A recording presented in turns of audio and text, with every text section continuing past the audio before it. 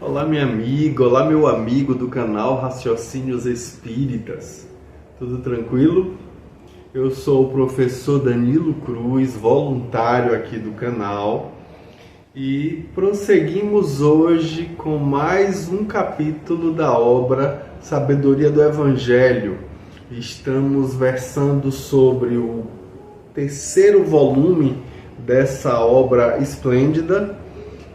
E hoje nós abordamos o capítulo O Amor Salva, que é um capítulo extremamente interessante, gosto muito, sempre com aquela perspectiva de enxergar nos fatos e nos ensinamentos da vida de Jesus metáforas para o que acontece em nós, dentro de nós, no nosso processo evolutivo, no nosso processo de ascensão espiritual, de crescimento, de evolução, de amadurecimento no sentido mais pleno dessa palavra. E hoje não é diferente, a gente vai ver que esse capítulo é algo extremamente interessante, que contribui muito para o nosso olhar a respeito da perspectiva do que Jesus traz com relação ao amor. Pois bem, então vamos lá, mantendo a fidelidade ao que Pastorino traz. Ele se inspira no Evangelho de Lucas, capítulo 7, versículos de 36 a 50, quando Lucas diz: Um dos fariseus convidou-o para jantar com ele. Entrando na casa do fariseu, reclinou-se à mesa. Havia na cidade uma mulher que era pecadora, e esta, sabendo que ele estava jantando na casa do fariseu, trouxe um vaso de alabastro com perfume e, pondo-se-lhe por trás, aos pés, a chorar, começou a regá-los com lágrimas e os enxugava com os cabelos de sua cabeça. E beijava-lhes os pés e ungia-os com o perfume. Ao ver isso, o fariseu que o convidara pensava consigo: se esse homem fosse profeta, médium, entre parênteses, saberia quem é e de que classe a mulher que o toca, pois é uma pecadora. E respondendo-lhe disse Jesus: Simão, tenho algo a dizer-te. Ele disse: Fala, mestre. Certo agiota tinha 2 devedores. Um lhe devia 500 denários e o outro 50. Não tendo nenhum dos 2 com o que pagar, perdoou a dívida de ambos. Qual deles, portanto, o amará mais? Respondeu Simão: Suponho que aquele a quem mais perdoou. Replicou-lhe: Julgastes bem. E virando-se para a mulher, disse a Simão: Vês esta mulher? Entrei em tua casa e não me deste água para os pés, mas esta mos regou com as lágrimas e os enxugou com os seus cabelos. Não me deste ósculo, ela, porém, desde que entrei, não cessou de beijar-me os pés. Não ungiste minha cabeça com óleo, mas esta com perfume ungiu meus pés. Por isso te digo, foram resgatados seus muitos erros, porque ela amou muito. Mas aquele a quem pouco se resgata, pouco ama. E disse a mulher: Foram resgatados os teus erros. Os que estavam com ele à mesa começaram a dizer consigo mesmos: Quem é esse que até resgata erros? Mas Jesus disse à mulher: Tua fé te salvou, vai em paz. Aí Pastorino então começa dizendo que se trata aí de um episódio particular que só Lucas conta, que não deve ser confundido de maneira nenhuma com a outra cena que é semelhante, ocorrida mais tarde, em abril do ano seguinte, conforme coloca Pastorino, na casa de Simão, o ex-leproso em Betânia, conforme o Evangelho de Mateus, capítulo 26, versículos de 6 a 13, de Marcos, capítulo 14, versículos de 3 a 9, e de João, capítulo 12, versículos de 1 a 8, quando Maria de Betânia, irmã de Marta, executou esse mesmo gesto. Aí a gente não sabe se identificar Maria de Betânia como a pecadora desse passo. Nem pode confundir-se aí com Maria de Magdala, que está lá em Lucas capítulo 8, versículo 2, porque aí é ela apresentada como uma nova personagem em cena. E o fato de ter sido libertada por 7 obsessores não significa que ela fosse necessariamente uma pecadora. Pois bem, Pastorino vai dizer que o fariseu, também chamado de Simão, que era um nome muito comum entre os israelitas dessa época, Jesus convida Jesus para o jantar na sua casa. Jesus costuma aceitar esses convites, como a gente vê lá em Mateus capítulo 11, versículos 37 e 14, versículo 1. A expressão mulher pecadora na cidade é usada também por Amós, o profeta, no capítulo 7, versículo 17, para designar as meretrizes. Mas o argumento é fraco para atribuir esse procedimento a essa mulher em particular. Alguns comentadores vão dizer que se ela fosse meretriz, não teriam deixado que ela entrasse na casa de Simão. Mas isso dependeria, óbvio, do nível social em que ela agisse como meretriz. Aí Pastorino vai dizer que a desenvoltura do seu modo de proceder e de seu gosto, sem acanhamento nem peias sociais, e mais ainda a intensidade do seu amor que ela demonstra naquela cena, parecem revelar que ela é uma criatura ardorosa e livre de preconceitos, que é uma coisa típica dessas pessoas. Pois bem, o fato, inclusive, que viria a confirmar a afirmativa categórica de Jesus: em verdade vos digo que as meretrizes e os cobradores de impostos conseguirão o reino dos céus antes de vós, fariseus e doutores da lei. Ele fala isso lá no Evangelho de Mateus, capítulo 21, versículo 31. Mas aí Lucas anota que ela trazia um vaso de alabastro com perfume. Aí a gente vê que eram realmente acondicionados em vasilhames desse material os perfumes mais caros, conforme a gente vê lá em Mateus, no capítulo 26, versículo 7, e em Marcos, no capítulo 14, versículo 3. E aí Pastorino nos chama a lembrarmos que o sistema da mesa nessa época era uma forma de U, ficando ali os convivas reclinados ou deitados em divãs em redor desse U, apoiados no braço esquerdo, tendo a mão direita livre para comer. Então, pelo centro andavam os empregados a servirem a refeição.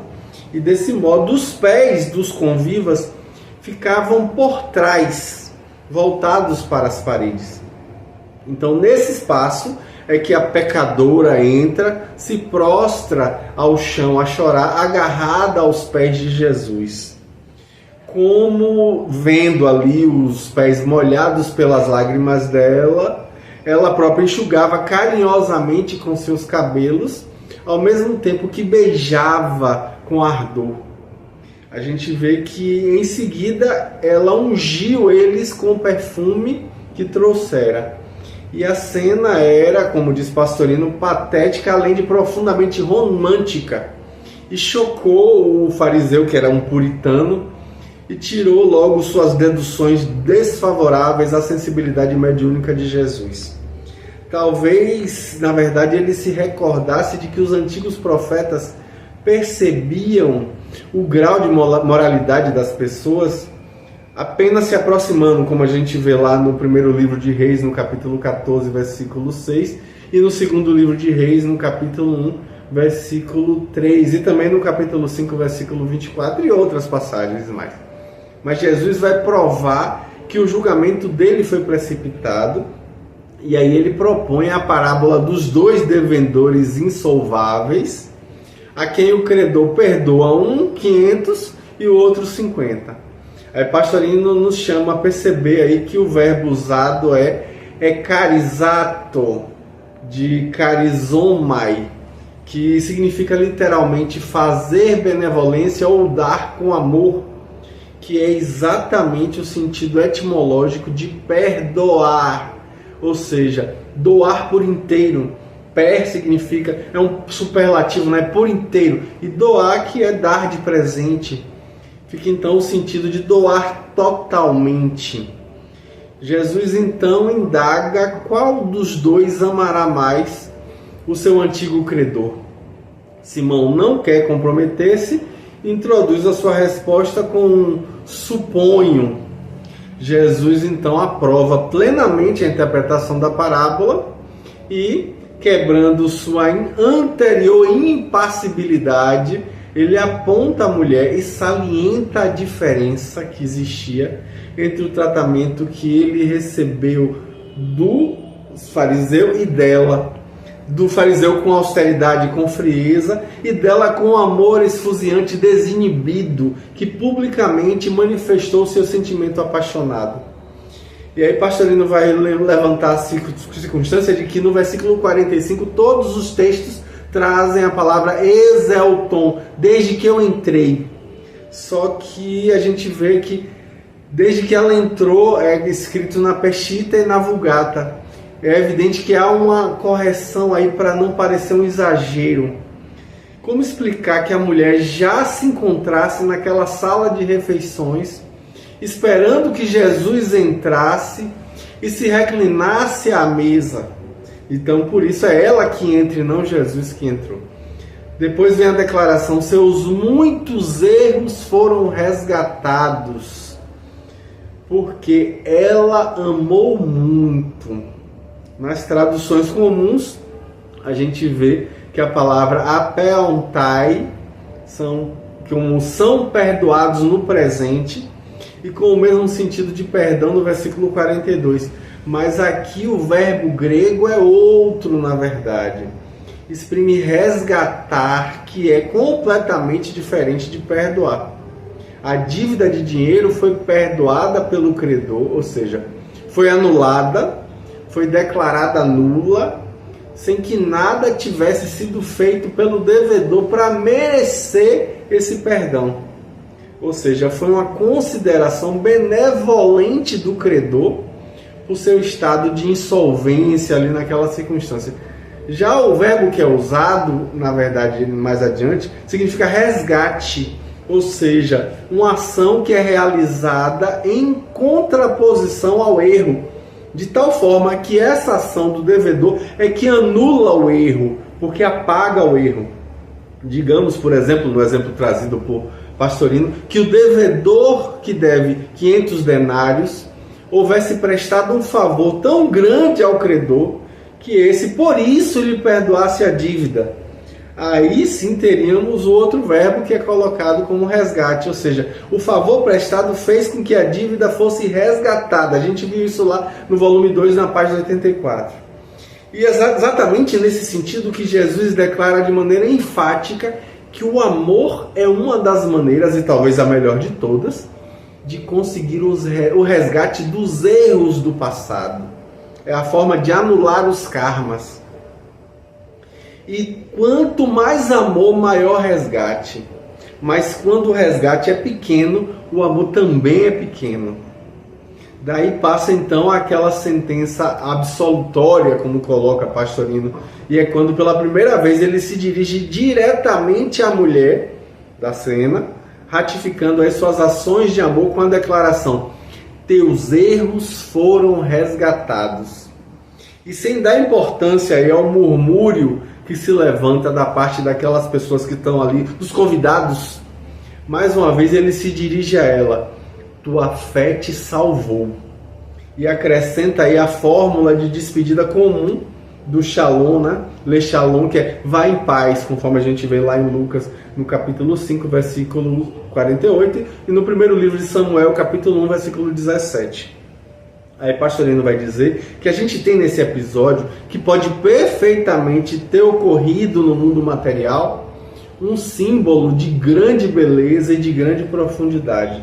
Na verdade, se trata do encontro da emotividade com a individualidade, que é representado por Jesus. Já não é mais aqui o intelecto iluminado que obtém o contato com o eu interno. João, lembra da semana passada? Pois bem, mas é o astral que descobre a individualidade e a ela se submete integralmente. Nós observamos aí os pormenores da seguinte maneira: os fariseus eram religiosos rigoristas, severos, com bastante espiritualidade, embora ainda muito apegados à letra, às exterioridades, aos rituais. Eles representam então a personalidade ainda com tendências místicas, se bem que não no rumo certo.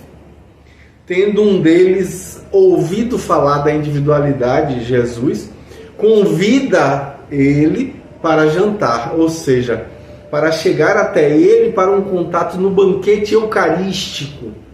Algo desconfiado, porém, para agir fora dos preconceitos de sua própria seita religiosa, ele recebe Jesus com certa secura, sem muita intimidade, não dando o ósculo, o beijo, e nem atendendo com as mesuras habituais.